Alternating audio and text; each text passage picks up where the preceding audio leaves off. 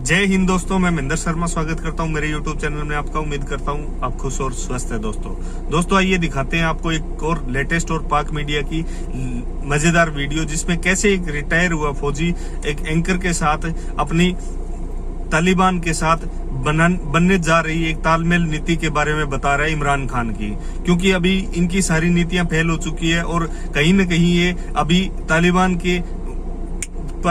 की तरफ से भी जूता खाते हुए नजर आ रहे हैं। क्योंकि इनको पूरे विश्व में किसी भी देश ने तालिबान को मान्यता नहीं दी, लेकिन अब इनकी भी इतनी हिम्मत नहीं हो रही है कि तालिबान को ये मान्यता दे दे। तो दोस्तों देखिए ये वीडियो और आप कमेंट में अपनी प्रतिक्रिया जरूर डालें।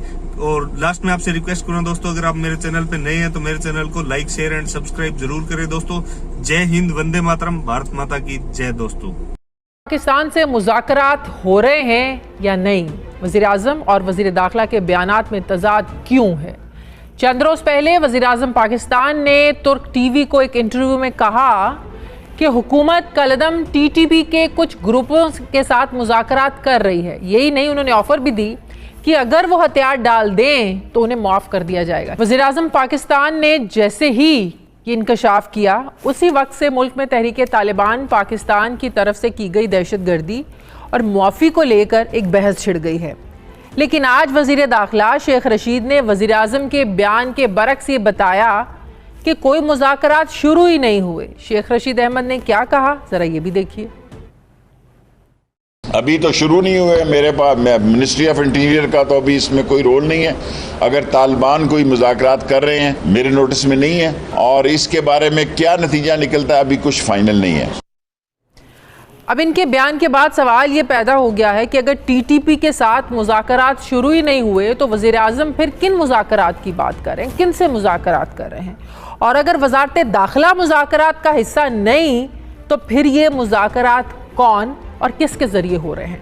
वज़ीर दाखिला ने मुज़ाकरात से लाइल्मी का इजहार इस वक्त में किया है जब अपोजिशन की जमातों जैसे पीपल्स पार्टी और मुस्लिम लीग नवाज़ ने भी एतराज़ उठाया है कि कलदम तहरीक तालिबान पाकिस्तान के साथ मुज़ाकरात करने से पहले इस मामले को पार्लियामेंट में लाना चाहिए था। सिर्फ यही नहीं, पाकिस्तान पीपल्स पार्टी की सेनेटर और नायब सदर शहरी रहमान ने सवाल उठाया कि ये वाज़े करने की ज़रूरत है कि वज़ीर आज़म जिन्हें अच्छे तालिबान कहते हैं, उनके साथ क्या सियासी हल निकालना चाहते हैं?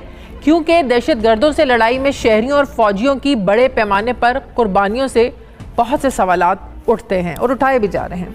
मैं बात करूँगी, मुझे दिफाई तजज़ियाकार जनरल रिटायर्ड अमजद शुएब साहब ने ज्वाइन किया। अस्सलाम वालेकुम, बहुत शुक्रिया जनरल साहब आपका। जनरल साहब, जो एक हम टर्म सुनते थे गुड तालिबान और बैड तालिबान, अब प्राइम मिनिस्टर साहब जिन ग्रुप्स के साथ बात करने की हमें टेलीविज़न पर जो इंटरव्यू भी मैं उनका दिखा रही थी, एक छोटा सा चंक, उसमें जो बता रहे थे कि कुछ ग्रुप्स के साथ बातचीत हो रही है, तो ये वही टर्म है कि गुड तालिबान के साथ हम जो है ना वो बातचीत कर रहे हैं?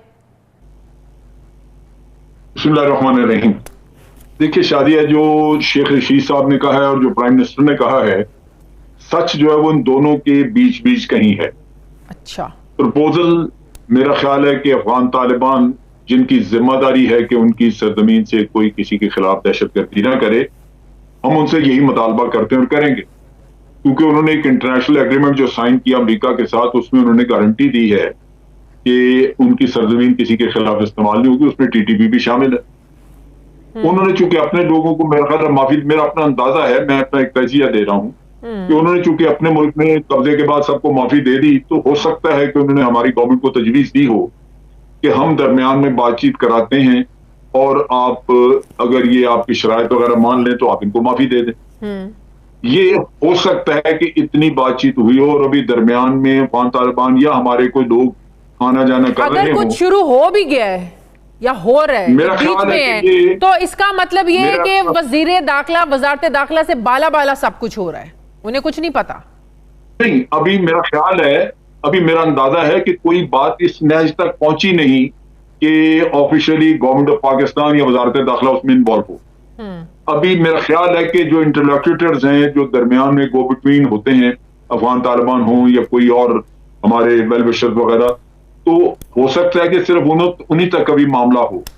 और प्राइम मिनिस्टर ने और दूसरे लोगों ने बड़ा प्रीमेच्योरली इसके ऊपर बात करके मुल्क में एक तूफान खड़ा कर दिया। क्योंकि लाजमी बात है कि आवाम के जिनके प्यारे मारे गए, जिनके जो कफालत करने वाले यही लोग मैं थे वो आपसे मारे पूछने गए। लगी हूँ, यही मैं आपसे पूछने लगी हूँ कि हाँ, 70,000 जाने, हमारे फौजियों की शहादत, फिर हमारे बच्चों के गले काटे गए, क्या इन लोगों से बातचीत होनी चाहिए?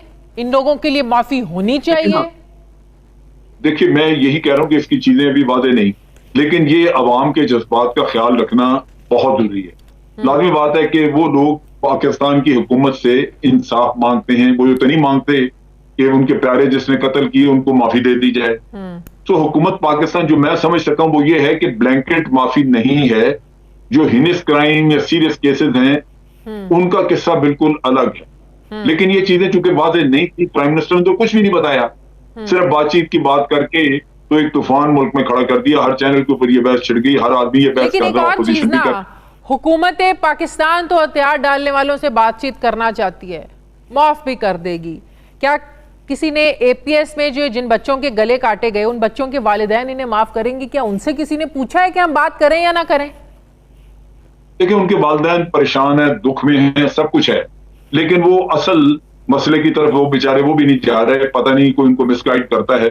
देखिए, जो एपीएस में लोग इन्वॉल्व थे, जो फैसिलिटेटर थे, 3 उनको सजाए मौत वगैरह हुई, और वो केस जो था वो 230 के करीब ऐसे लोग जिनको सजाए मौत या उम्र कैद वगैरह हुई थी, दहशतगर्द, वो मिलिट्री कोर्ट से ट्रायल के बाद सजाएं हुई, लेकिन उनको पेशावर हाईकोर्ट ने छोड़ दिया। उनमें से बहुत सारों को, तकरीबन आधे से भी ज्यादा 60-70% लोग छोड़ दिए।